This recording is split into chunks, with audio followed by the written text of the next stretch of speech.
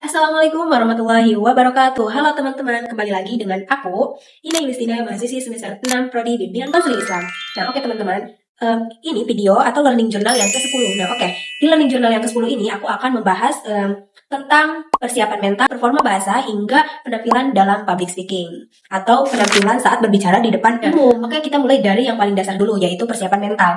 Teman-teman, banyak orang yang merasa gugup ya saat berbicara di depan umum. Nah, hal itu tuh adalah hal yang wajar teman-teman.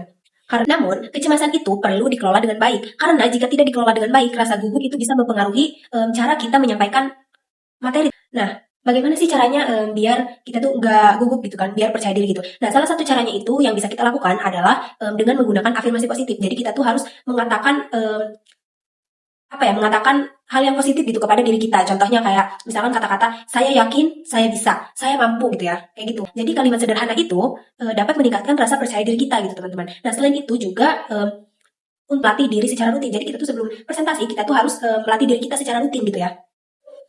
Jadi bayangkan diri kita tuh tampil dengan percaya diri dan sukses gitu di depan audiens gitu kan. Nah, semakin kita sering berlatih, semakin siap mental saat kita tampil gitu. Jadi kita tuh harus berlatih dulu gitu ya, harus latihan terus menerus gitu supaya percaya diri gitu ya.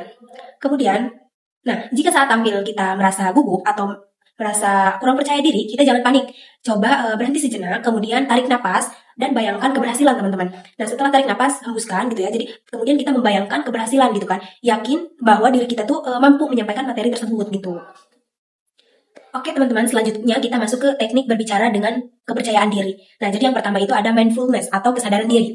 Nah, jadi kesadaran diri ini atau mindfulness ini harus fokus pada momen saat ini. Jadi jangan terlalu memikirkan hal-hal yang belum terjadi gitu. Jadi kita tuh harus fokus pada penampilan saat ini. Jangan terlalu memikirkan hal-hal yang belum terjadi gitu. Nah, yang kedua itu ada teknik pernapasan. Tadi jadi kalau misalkan merasa gugup gitu ya, teman-teman jangan panik. Teman-teman bisa melakukan teknik pernapasan dulu gitu. Jadi tarik napas dulu gitu lah, lalu keluarkan perlahan gitu. Kemudian, nah cara ini tuh membantu tubuh lebih rileks dan pikiran tuh menjadi lebih tenang gitu. Kemudian ketiga itu ada visualisasi positif. Jadi bayangkan diri kita itu berhasil gitu menyampaikan materi dengan lancar gitu. Kemudian yang keempat itu ada self affirmation.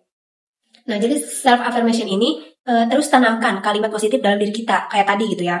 Kayak saya kuat, saya bisa gitu, saya mampu gitu ya. Kemudian oke teman-teman, yang kelima itu persiapan maksimal. Jadi kita tuh harus pahami materi, kemudian susun alurnya dan buat catatan penting gitu ya. Jadi semakin siap kita, semakin percaya diri kita. Kemudian yang terakhir itu ada latihan berulang. Kayak tadi, kita tuh sebelum presentasi kita harus latihan berkali-kali gitu supaya kita tuh supaya kita tuh bisa menguasai materinya gitu, supaya kita tuh bisa lebih percaya diri gitu kan dalam menyampaikan materi tersebut gitu.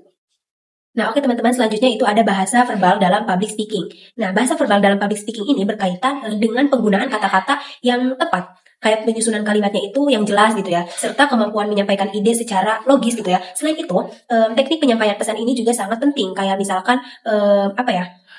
penggunaan vokalnya itu seperti volume, kemudian ritme, intonasi gitu kan. Terus apalagi? Variasi suara gitu kan. Nah, itu bahasa verbal. Nah, kalau bahasa non verbal dalam public speaking itu ada kontak mata, kemudian gestur tubuh, postur tubuh, intonasi dan volume suara. Nah, teman-teman, selanjutnya itu ada penampilan dalam public speaking. Nah, jadi penampilan dalam public speaking ini tuh memiliki peran penting ya dalam membentuk kesan pertama dan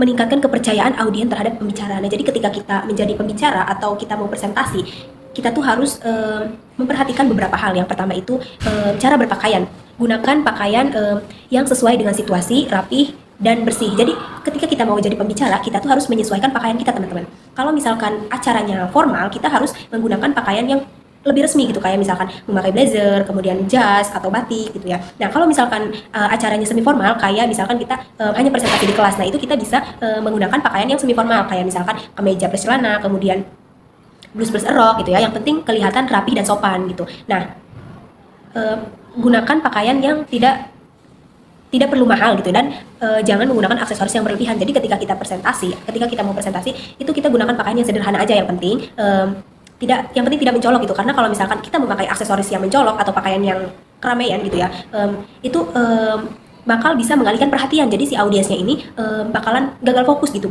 fokusnya itu bakal ke penampilan kita, bukan ke isi materi yang kita bicarakan gitu, yang kita sampaikan gitu ya. Nah, kemudian sikap di podium. Nah, kalau sikap di podium itu tuh kita jadi ketika kita mau jadi pembicara, kita tuh kalau misalnya kita mau ke depan gitu ya, kita jalannya tuh harus tegap, tidak panik atau tidak buru-buru gitu ya. Karena hal yang pertama yang diperhatikan audiens itu adalah cara ketika kita berjalan ke depan, teman-teman. Jadi kita tuh harus posisi tegap, kemudian tidak terburu-buru jalannya dan tidak panik gitu. Kemudian tersenyum. Jadi ketika kita menjadi pembicara, kita tuh jangan sampai datar gitu ya, makanya kita harus ada senyumnya gitu supaya kita tuh terlihat ramah, kemudian tidak tegang gitu ya, jadi lebih rileks gitu. Nah, kontak mata juga itu perlu teman-teman, karena itu bisa membangun apa ya, audiens itu tuh merasa diperhatikan gitu oleh kita gitu ya.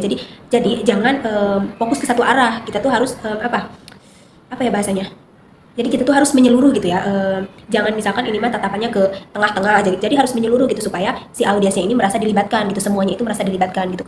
Kemudian gerakan tubuh, nah gerakan tubuh juga perlu teman-teman, tetapi tidak berlebihan. Jadi sewajarnya aja gitu ya, gerakan tubuhnya itu jangan terlalu berlebihan. Mungkin itu aja ya teman-teman yang bisa saya sampaikan, yang bisa aku sampaikan. Cukup sekian dan terima kasih. Wassalamualaikum warahmatullahi wabarakatuh. Bye bye.